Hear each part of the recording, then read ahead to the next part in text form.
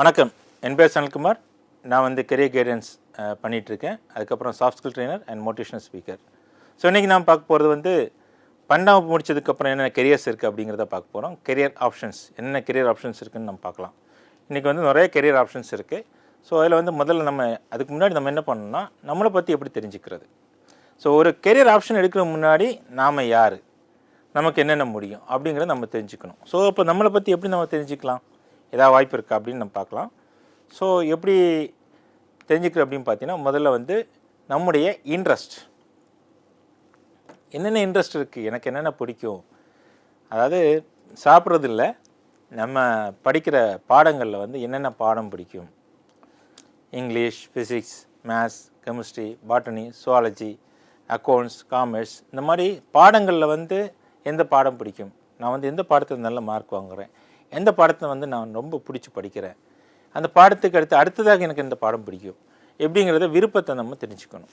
So அப்போ ஏன் விருப்பத்தை தெரிஞ்சுக்கணும், இந்த பாடம் நம்ம அதுக்கு எப்போவுமே வந்து சப்போர்ட்டிவாக இருந்தால், ஏன்னா நம்ம தொடர்ந்து நம்ம வந்து விருப்பப்பட்டு படிச்சுட்டு இருக்கோம். இதே அடுத்தது நம்ம விருப்பப்பட்டு படித்தோம்னா அதுக்கு அடுத்து நம்ம என்ன கெரியர் எடுக்கலாம்ங்கிறத சூஸ் பண்ணிக்கலாம். ஸோ நமக்கு ரொம்ப விருப்பமான விஷயங்கள், அடுத்து நம்ம என்ன விருப்பம், எக்ஸ்ட்ரா கரிக்குலர் ஆக்டிவிட்டீஸில் என்னென்ன விருப்பமாக இருக்குது. நான் வந்து என்சிசியில் இருக்கேனா, ஸ்கவுட்டில் இருக்கேனா, இல்லை சோஷியல் சர்வீஸில் இருக்கேனா, இல்லை வந்து நான் ஸ்போர்ட்ஸில் இருக்கேனா, இப்போ இதில் என்னென்ன விருப்பம், இல்லை வந்து நான் ஆர்ட்ஸில் ஏதாவது பிடிச்ச விஷயங்கள் இருக்கா, டான்ஸு, மியூசிக்கு, அப்புறம் வந்து நல்ல பப்ளிக் ஸ்பீக்கிங்கு, அதுக்கப்புறம் பார்த்திங்கன்னா ஸ்போர்ட்ஸில் பார்த்திங்கன்னா இன்டோர் கேம்ஸ், அவுட்டோர் கேம்ஸ், இந்த மாதிரி என்னென்ன பிடிச்சிருக்கு அப்படிங்கிறதெல்லாம் நோட் பண்ணிக்கோங்க. ஸோ ஆக்சுவலி நீங்கள் வந்து இதை வந்து நோட் பண்ணணும். உங்கள் முதல்ல ஒரு கெரியர் சூஸ் பண்ணுற முன்னாடி ஒரு நோட் எடுத்து உங்களுடைய இன்ட்ரெஸ்ட்லாம் எழுதிக்கோங்க.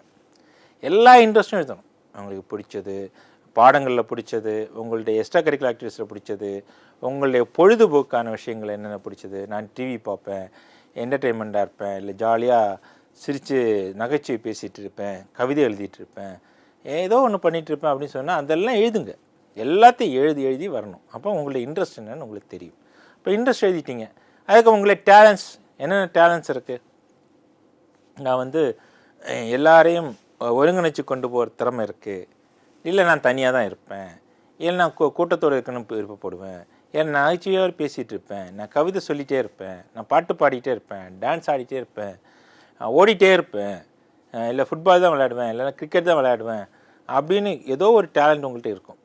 அதுக்கப்புறம் பார்த்திங்கன்னா உங்களுக்கு உள்ள நான் எப்பவும் பாசிட்டிவாக யோசிப்பேன், நான் வார்த்தைகள்லாம் நல்லா யோசித்து பேசுவேன், நல்லா அழகாக பேசுவேன், அப்படியே என்னென்ன டேலண்ட்ஸ் இருக்கோ எல்லாத்தையும் எழுதிக்கோங்க. இந்த டேலண்ட்ஸ் வந்து நிறைய டேலண்ட்ஸ் இருக்குது, எல்லா டேலண்ட்ஸும் எழுதிக்கலாம். ஸ்கில்ஸ், திறன்களை பொறுத்த வரைக்கும் நமக்கு எக்கச்சக்கமான திறன்கள் இருக்குது. கம்யூனிகேஷன் ஸ்கில், இன்டர்பர்சனல் ஸ்கில், யாருமே எப்போவுமே சொல்கிறது தான், ஒரு 100க்கு மேலே ஸ்கில்ஸ் இருக்குது நமக்கு.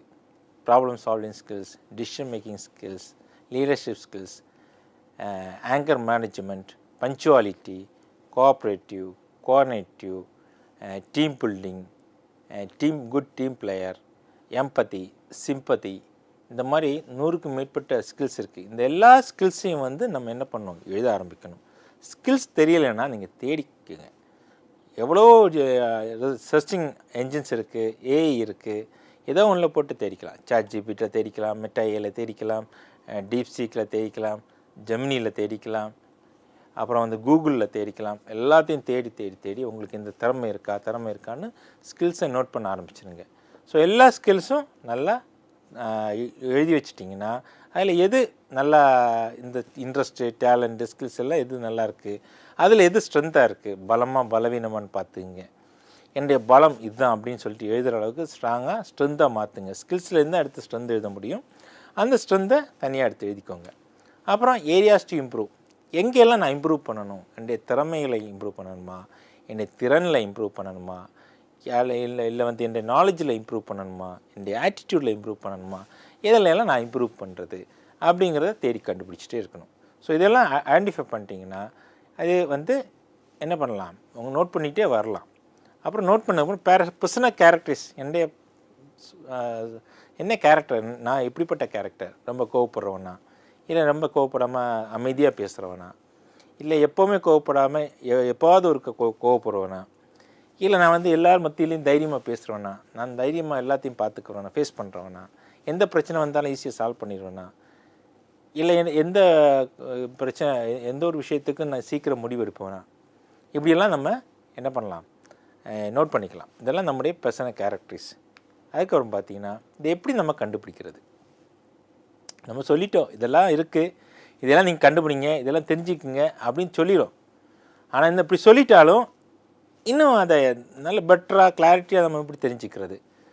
அப்போ முதல்ல வந்து நம்முடைய ஃப்ரெண்ட்ஸ் ஃபேமிலியெல்லாம் சொல்லுவாங்க, நீ நல்லா பாடுற, நீ நல்லா கவிதை எழுதுகிற, நீ அழகாக பேசுகிற, நீ வந்து பேசுகிறத கேட்க நல்லாயிருக்கு, நீ ரொம்ப ஜோக் அடிக்கிற, ரொம்ப கடி ஜோக் போடுற, அப்புறம் வந்து நீங்கள் வந்து டான்ஸ் ஆடுற, நல்லா டான்ஸ் ஆடுற, அழகாக இருக்க நீ டான்ஸ் ஆடுறது, அப்புறம் நீ வந்து நல்லா ஃபைட் பண்ணுற, நல்ல ஸ்போர்ட்ஸ் நல்லா ரன் பண்ணுற, நல்ல கிரிக்கெட் விளையாடுற, இப்படியெல்லாம் சொல்லுவாங்க.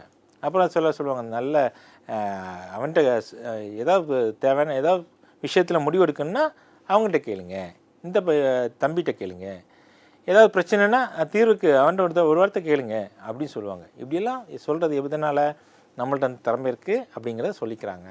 அப்போ அதையெல்லாம் நம்ம கண்டுபிடிச்சிடலாம். அதுக்கடுத்து பார்த்திங்கன்னா ஹாபிஸ்.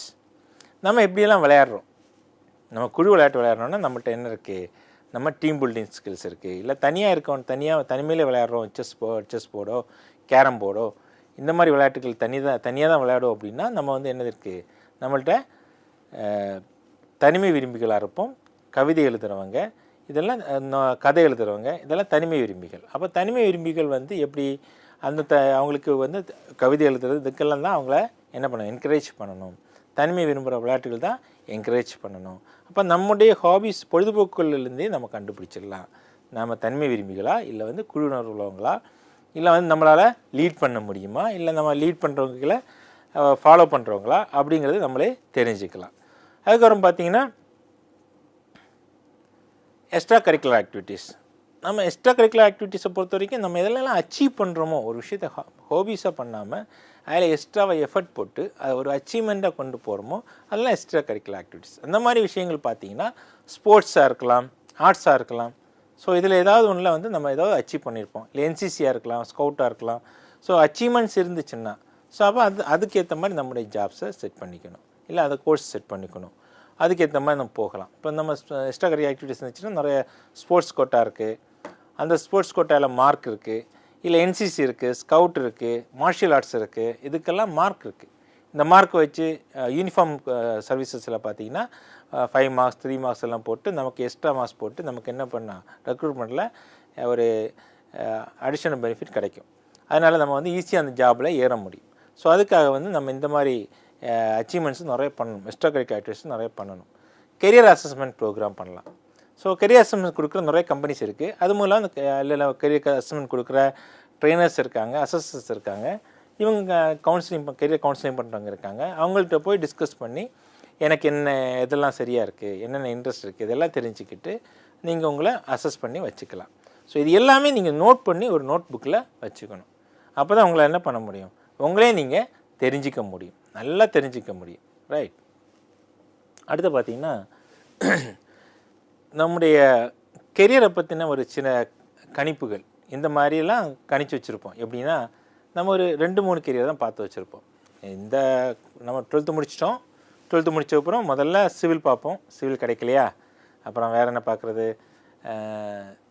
மெக்கானிக்கல் பார்க்கலாம். ஸோ மெக்கானிக்கலும் கிடைக்கலையா எலக்ட்ரானிக்ஸ் பார்க்கலாம், அதுவும் கிடைக்கலையா இன்ஃபர்மேஷன் டெக்னாலஜி. ஒரு 3 கெரியர் 4 கெரியர் நம்ம பார்ப்போம். இன்னொருத்தவங்க என்ன பண்ணுவாங்க, ஸோ ஃபஸ்ட்டு மேத்ஸ் பார்ப்போம், மேத்ஸ் கிடைக்கலன்னா ஃபிசிக்ஸ் பார்ப்போம், ஃபிசிக்ஸ் கிடைக்கலன்னா கெமிஸ்ட்ரி எடுத்துக்கலாம். இன்னொருத்தவங்க என்ன பண்ணுவாங்க, கெமிஸ்ட்ரி கிடைக்குமா பார்க்கலாம், இல்லைன்னா சுவாலஜி பாட்டனி.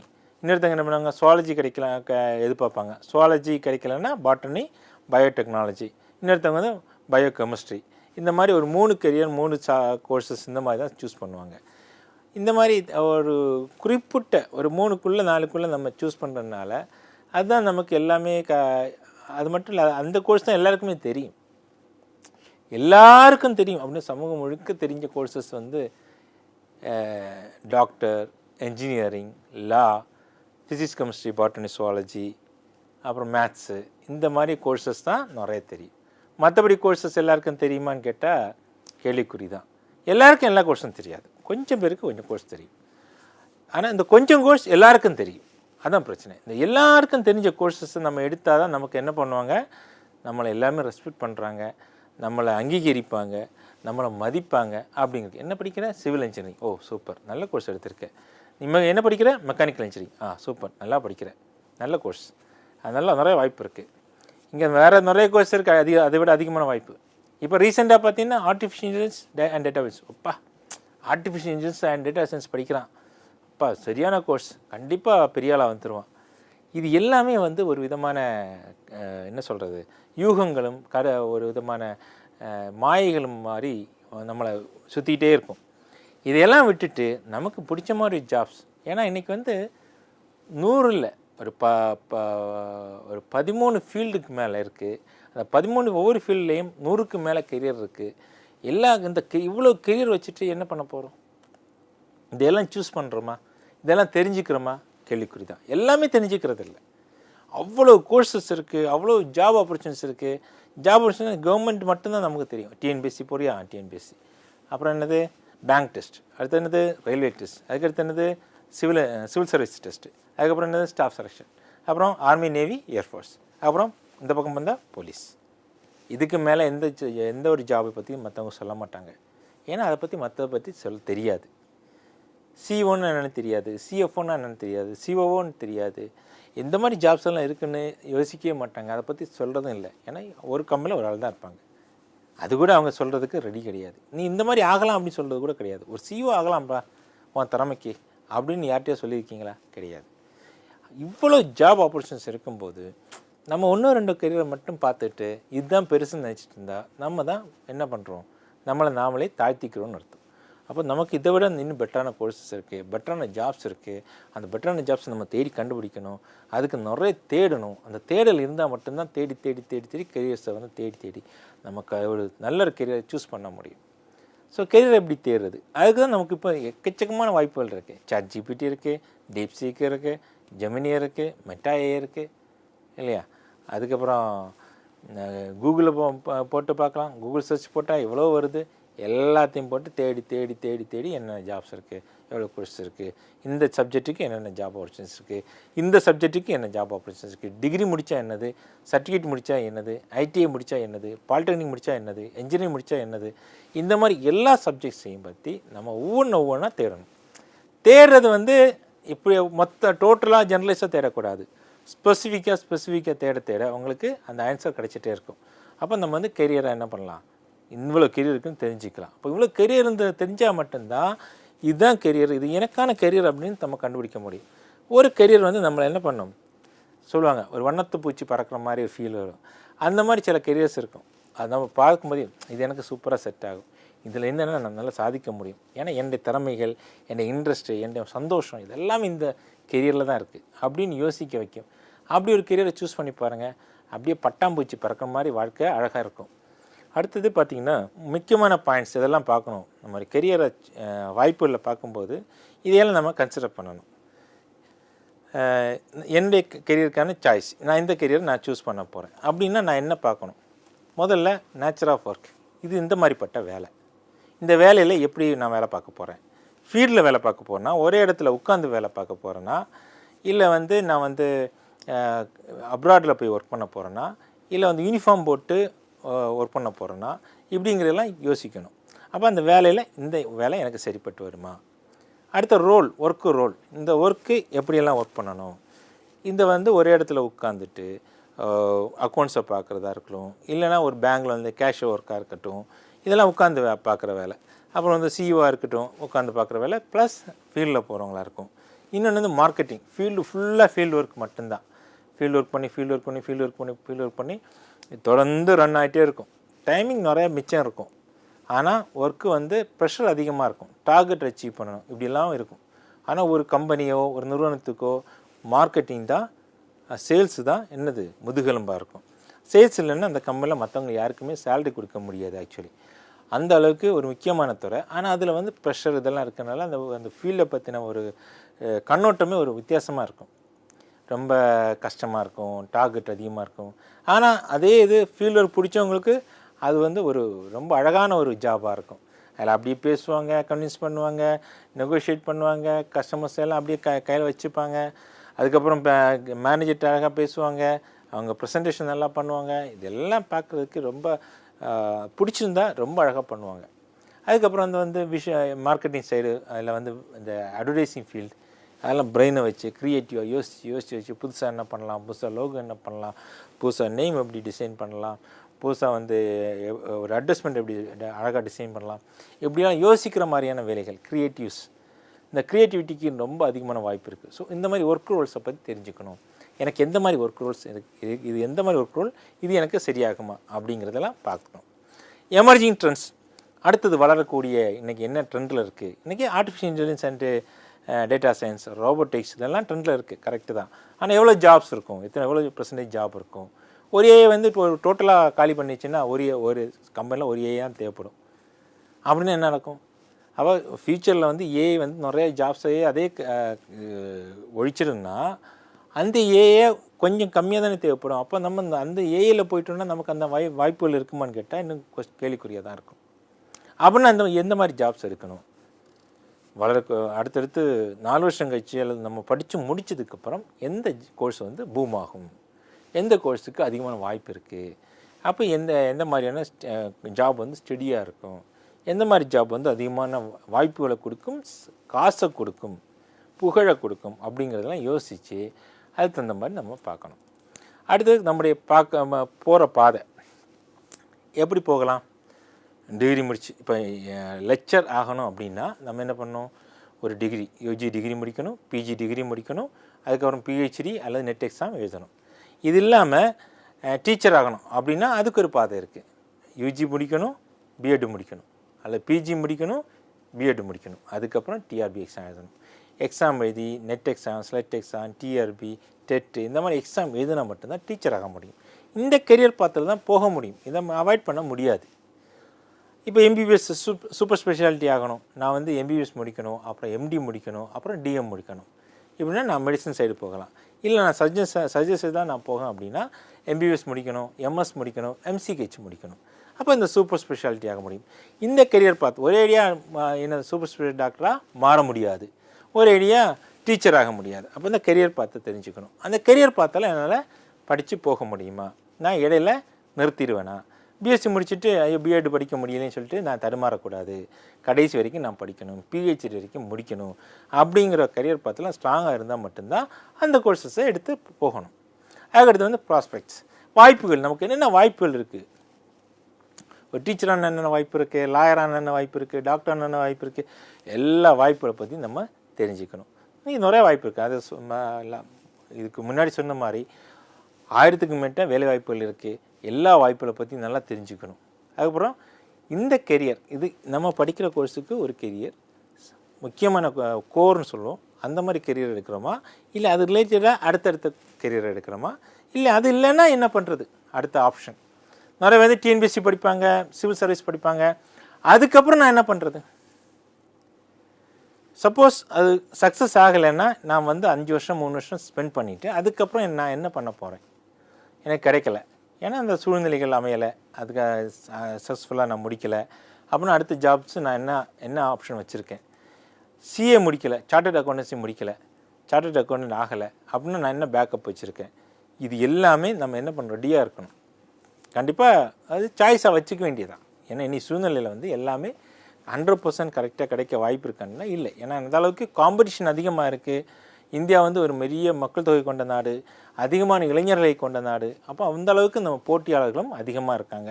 இந்த போட்டியாளர்களுக்கு இடையில் நம்ம ஒரு நல்ல கோர்ஸ் எடுத்து நல்ல ஒரு கெரியர் எடுத்தால் மட்டும்தான் அதிகமாக சம்பாதிக்க முடியும். ஸோ அதை வந்து நம்ம மைண்டில் வச்சுக்கணும். ஸோ இப்போ எப்படி நம்ம இதை தெரிஞ்சுக்கிறது? நிறைய பேப்பர்ஸ், புக்ஸு இதெல்லாம் பார்த்து ரீடிங்னா இன்றைக்கி வந்து நிறைய புக்ஸ் இருக்குது. எம்ப்ளாய்மெண்ட்ஸ் நியூஸ்னு ஒரு பேப்பர் இருக்குது. எம்ப்ளாய்மெண்ட் நியூஸ் பேப்பரை பொறுத்த வரைக்கும் சென்ட்ரல் கவர்மெண்ட்லேருந்து வர ஒரு நியூஸ் பேப்பர். இதை வந்து ஃபுல் அண்ட் ஃபுல்லு சென்ட்ரல் கவர்மெண்ட்டோட ஜாப் ஆப்பர்ச்சுனிட்டிஸ், என்ட்ரன்ஸ் எக்ஸாம்ஸ் இதை பற்றி அதிகமாக போட்டிருப்பாங்க.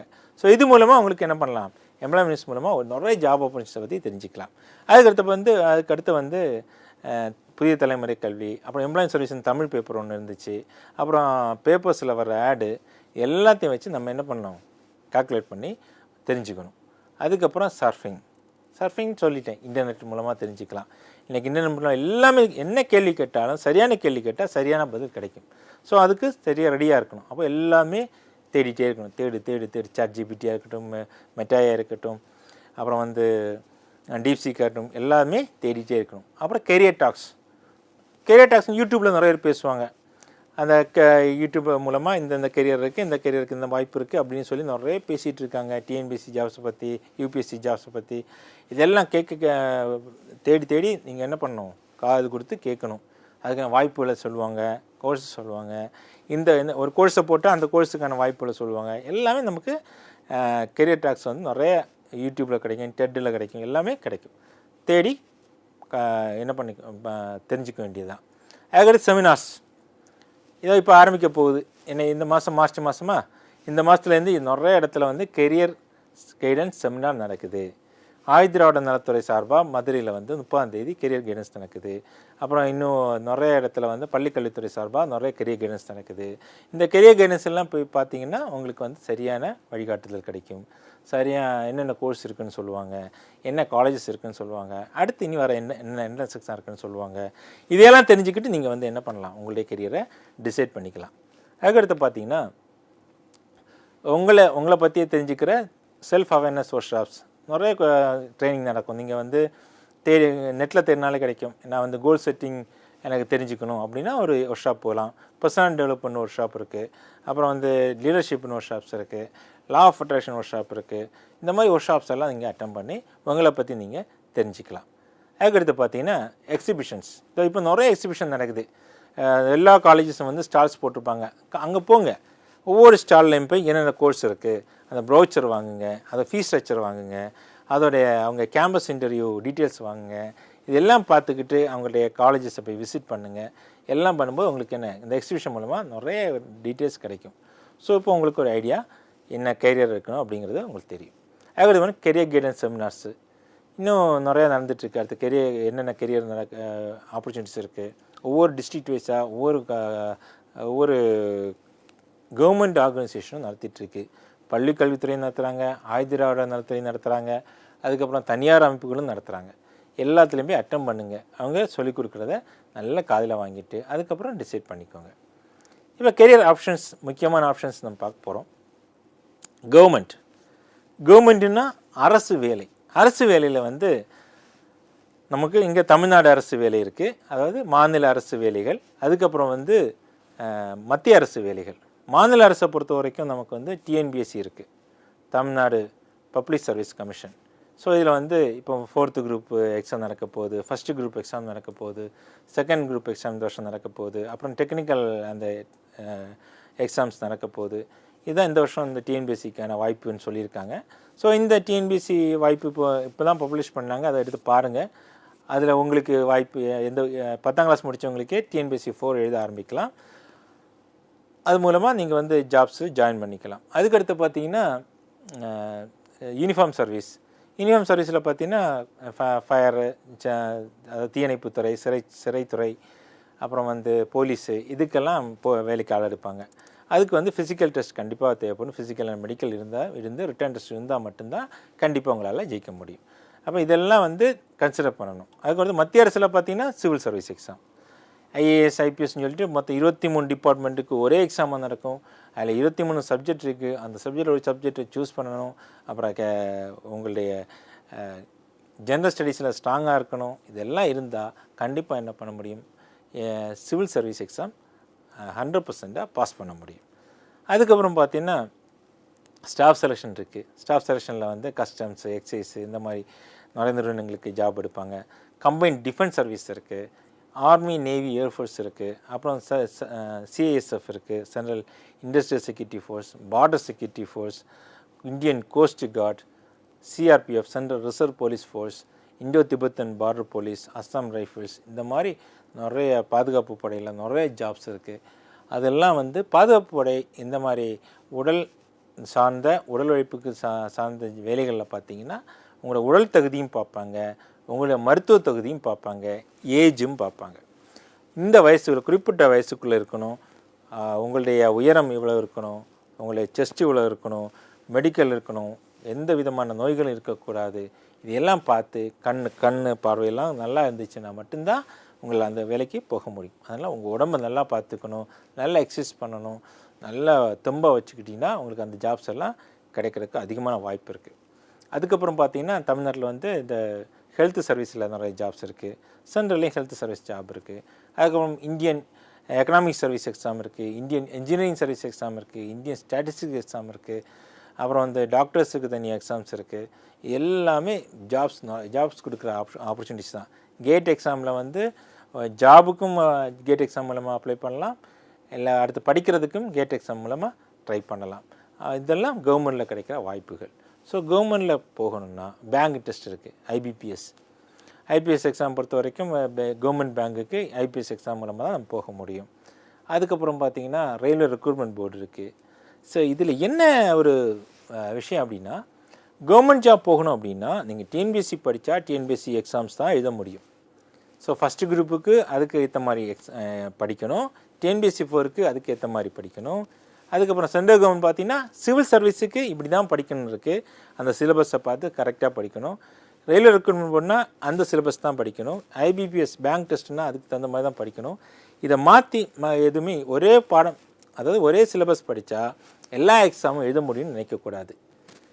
ஒரு ரயில்வே ரெக்ரூட்மெண்ட் போனால் அதுக்கு மட்டும்தான் பாஸ் பண்ண முடியும், அதுக்கு அந்த எக்ஸாம் தான் மட்டும்தான் எழுதி பாஸ் பண்ண முடியும், அந்த எக்ஸாம் தான் எழுதுறதுக்கு நமக்கு வரும். மற்ற எக்ஸாமுக்கு போனால் அதெல்லாம் இந்த எக்ஸாம் மாடல் அங்கே இருக்காது, கொஸ்டின் மாடலே மாறி இருக்கும். ஸோ அப்போ வந்து ஒவ்வொன்றுக்கும் ஒவ்வொரு விதமான கொஸ்டின்ஸு, அந்த கொஸ்டினுக்கு ஏற்ற சிலபஸ் கொடுத்துருப்பாங்க. அந்த சிலபஸை படிச்சுட்டு பதில் எழுதினா மட்டும்தான் அவங்களால என்ன பண்ண முடியும், அந்தந்த ஜாப் போக முடியும். அப்போ நான் எல்லா எக்ஸாமும் எழுதணும் அப்படின்னு நினச்சிங்கன்னா எல்லா எக்ஸாமையும் ப்ரிப்பேர் பண்ணி தான் ஆகணும். ஸோ நான் வந்து இதுதான் டிஎன்பிஎஸ்சி தான் ப்ரிப்பேர் பண்ணுறேன், நான் வந்து ஐஏஎஸ் எழுத முடியும், ஸ்டாஃப் செலெக்ஷன் எழுத முடியும்னு நினச்சா அது சாத்தியமில்லை. ஸோ அதுக்கு என்ன ஜாப் இருக்கோ அந்த ஜாபுக்கு ஏற்ற மாதிரி நம்ம படித்தாகணும். இதுதான் கவர்மெண்ட் எக்ஸாம்ஸ். தென் ப்ரைவேட் ஜாப்ஸில் நான் முதல்ல சொல்கிறது ப்ரொப்ரைட்டர்ஸ். ஒரு முதலாளி நடத்துகிற கடையோ ஷாப்போ ஏதோ ஒன்று, அங்கே முதலாளி தான் இருப்பார், முதலாளி தான் எல்லாத்தையும் கண்ட்ரோல் பண்ணுவார். முதலாளி சொல்கிறது தான் செய்யணும், முதலாளி சொல்கிறதெல்லாம் கேட்டுக்கணும். முதலாளி எப்போ வர சொல்கிறாரோ அப்போ வரணும், முதலாளி எப்போ சொல்கிறாரோ அப்போ தான் போகணும். முதலாளிக்கு எதிராக எதுவும் செய்ய முடியாது. முதலாளிக்கு பிடிக்காத செஞ்சால் அவருக்கு கோபம் வரும், அவங்களோட கோபத்துக்கு ஆளாகக்கூடாது. ரொம்ப என்ன சொல்கிறது, ஒரு நபருக்காக ஒர்க் பண்ணுற மாதிரி ஒரு சிச்சுவேஷன் இருக்கும். ஸோ ப்ரொப்ரைட்டரை வேலை பார்க்க போகிறீங்களா, அப்போ நம்ம இந்த முதலாளி எப்படிப்பட்டவங்க, அவங்க எப்படி அவர்கிட்ட எப்படி வேலை பார்க்கணும்னு தெரிஞ்சுக்கிட்டாலே ஆல்மோஸ்ட் ஒர்க் பண்ணிக்கலாம். அடுத்த ப்ரைவேட்டில் வந்து லிமிட்டெடு, எம்எஸ்எம்இ இந்த மாதிரி நிறுவனங்கள் இருக்குது. ப்ரைவேட் லிமிடெட் பொறுத்த வரைக்கும் ஷேர்ஸ் ஒன்றுக்கு மேற்பட்ட நமக்கு ஷேர்ஸ் இருப்பாங்க. அந்த ஷேர் ஹோல்டர்ஸில் ஒருத்தர் வந்து மேனேஜிங் டைரக்டர் இருப்பாங்க, அவர் தான் எல்லா நிர்வாகம் பண்ணுவாங்க. சப்போஸ் மேனேஜிங் டைரக்டர் ஒரு பெரிய கம்பெனி ஆயிடுச்சுன்னா ஒரு சிஇஓ போட்டிருப்பாங்க, அந்த சிஇஓ கண்ட்ரோலில் டோட்டல் கம்பெனியும் ரன் ஆகும். அதுக்கு பார்த்திங்கன்னா பப்ளிக் லிமிடெட் 100க்கு மேற்பட்ட ஷேர்ஸு, 50% ஷேர்ஸு, இதெல்லாம் நிறைய டேரக்டர்ஸ் இருப்பாங்க. அந்த டேரக்டர்ஸை கொடுத்துட்டு அந்த ஷேர் மூலமாக அவங்க மேனேஜிங் டைரக்டர் அப்பாயிண்ட் பண்ணி மேனேஜிங் டைரக்டர் மூலமாக சிஇஓ அப்பாயிண்ட் பண்ணி அப்படி தான் ரன் ஆகும்.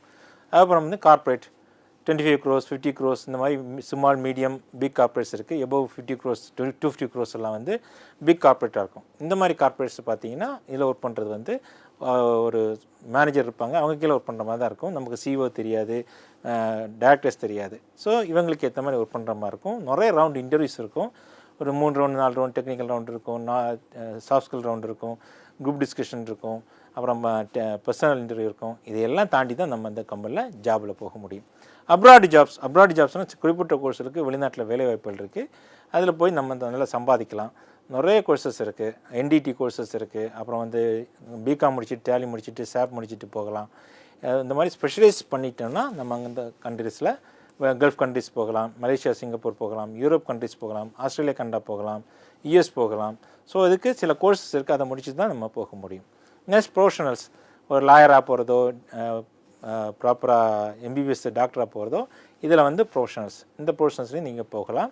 பிஸ்னஸ் பண்ணுறோன்னா அதுக்கு பிஸ்னஸுக்கு நீங்கள் நல்லா ட்ரெயின் பண்ணி நல்லா இன்வெஸ்ட் பண்ணி பண்ணால் பிஸ்னஸாக போகலாம். ஃப்ரீலான்சர்னால் நமக்கு திறமை இருக்குது, அந்த திறமையை கொடுத்து அதுக்கேற்ற காசு வாங்குறது ஃப்ரீலான்சர். இந்த ஃப்ரீலான்சர் ஜாப்ஸ் இன்றைக்கி நிறைய வந்திருக்கு. எதில் வேணாலும் சம்பாதிக்கலாம். கண்டென்ட் ரைட்டிங்கில் சம்பாதிக்கலாம், எடிட்டிங்கில் சம்பாதிக்கலாம், வீடியோ எடிட்டிங்கில் சம்பாதிக்கலாம், மியூசிக் எடிட்டிங் சம்பாதிக்கலாம், ஃபோட்டோ எடிட்டிங்கில் சம்பாதிக்கலாம். இது வேணால் சம்பாதிக்கலாம். ஸோ இவ்வளோ கெரியர் ஆப்ஷன்ஸ் இருக்குது. இதில் எதில் போகிறீங்கன்னு முடிவு பண்ணிவிட்டு அதுக்கேற்ற மாதிரி கோர்ஸ் எடுத்து கரெக்டாக போனீங்கன்னா உங்களால் ஈஸியாக கெரியரில் சக்ஸஸ் ஆக முடியும். Easy and fast formula use பண்ணிங்கன்னா வேகமாக உங்களால் ஒரு விஷயத்தில் எளிதாகவும் சாதிக்க முடியும். நன்றி, வணக்கம்.